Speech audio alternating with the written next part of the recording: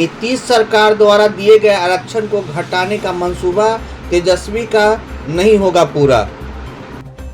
आज 6 मई को जदयू कार्यालय में जदयू के राष्ट्रीय प्रवक्ता एवं अति पिछड़ा समाज के नेता राजीव रंजन, प्रदेश प्रवक्ता श्रीमती अंजुम आरा एवं सुश्री अनुप्रिया ने संयुक्त तौर पर आयोजित प्रेस वार्ता का संबोधित करते हुए उक्त बातें कही।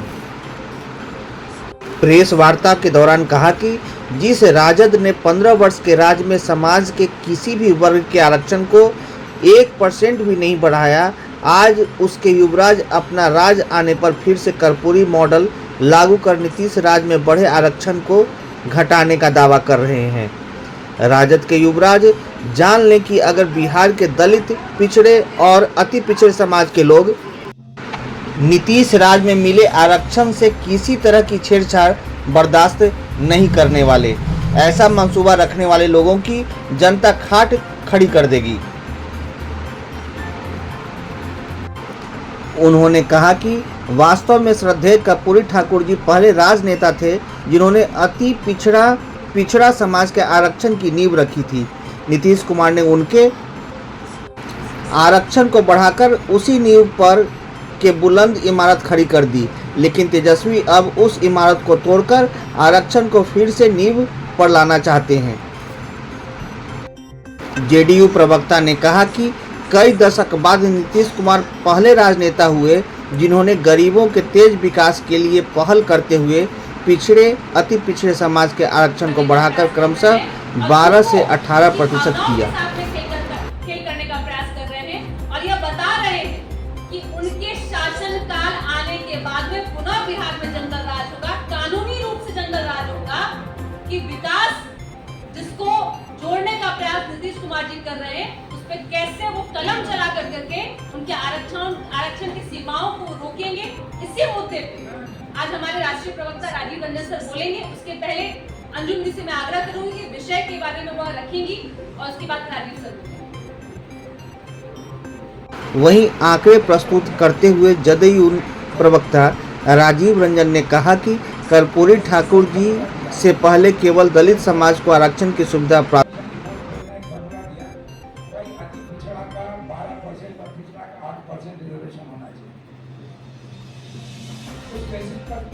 अभी से 78 के बाद वो काम शुरू हो गया। इसका 15 साल रहे हमारे जंगल राज के बाद न 1% बढ़ा, न एक नौकरी दी गई। सिर्फ अपहरण नहीं, एक उद्योग चल रहा था उसका, चाहे भ्रष्टाचार का हो या अपहरण का हो या जो मर्डर्स हो रहे थे या लगातार कुछ न कुछ गड़बड़ियाँ हो रही थी।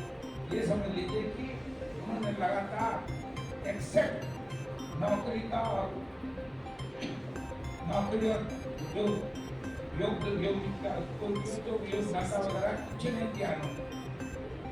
सबसे बड़ी बात है कि उन्होंने उसके बाद क्या किया, अब लगातार ये स्थिति हो गई कि शाम को कोई निकलना बंद कर शाम को मैं क्या कर सकता हूँ।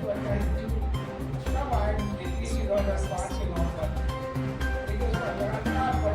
हर वर्ग को, चाहे वह पिछड़ा हो, अति पिछड़ा हो, चाहे समाज के किसी वर्ग का भी हो, लगातार उन्होंने हर वर्ग के लिए काम किया।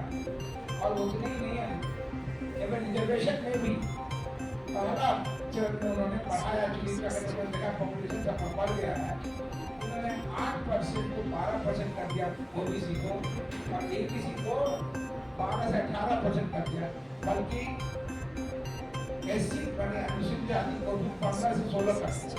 उसका आप देख रहे होंगे कि लगातार क्या करते हैं, वो बढ़ोतरी हुई है। उसके बाद थर्ड फेज उन्होंने ये किया कि जब जैसी जनगणना हुई, अनुरूप जैसे बढ़े गए, चाहे वो ओबीसी का हो, ओबीसी का हो या एससी का हो, किसी का भी हो, लगातार उन्होंने बढ़ा दिया।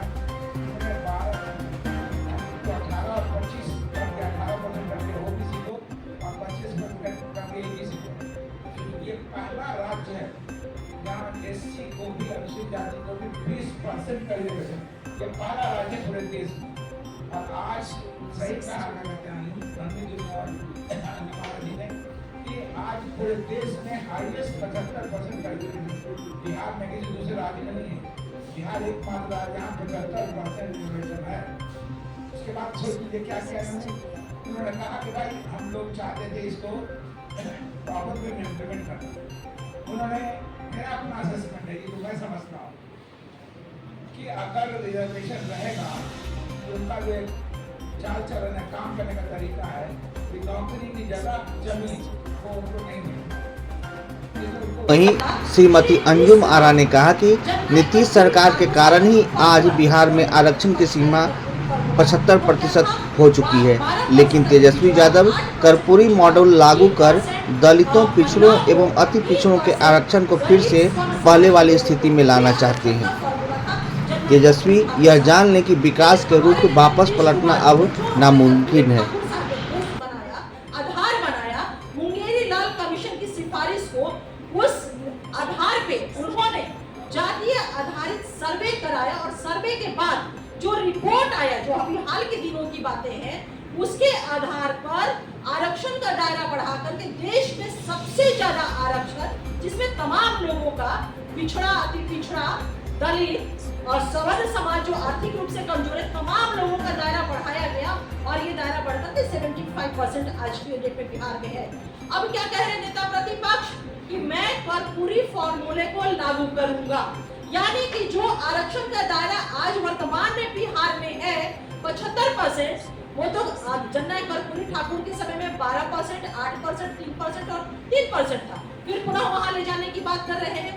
तो नेता प्रतिपक्ष तो आरक्षण के जो दायरे हैं उसको घटाने की बात कर रहे हैं। तो ये हमारा सवाल उनसे होगा और मैं उनसे आपके माध्यम से जरूर कहूंगी कि देखिए, बिहार की जनता, बिहार के लोग और हमारे नेता नीतीश कुमार जी जननायक भारत रत्न कर्पूरी ठाकुर साहब के नीतियों पे, उनके सिद्धांतों पे, उनके दर्शन पे ही काम करके उनकी नीतियों को आगे बढ़ाए हैं और बढ़ा करके आज बिहार को विकसित बिहार बनाने की दिशा में तेजी से अग्रसर है। तो जो दायरा बढ़ा हुआ है तेजस्वी यादव जी, उस दायरे को कम करने का प्रयास तो दूर वो सोच भी नहीं सकते हैं। नहीं तो बिहार की जनता ने 2019 में उन्हें शून्य पे आउट किया था, इस बार भी उन्हें बिहार की जनता शून्य पर ही आउट करेगी। मैं आगे की बातों के लिए अपने राष्ट्रीय प्रवक्ता आदरणीय राजीव रंजन सर को देती हूँ।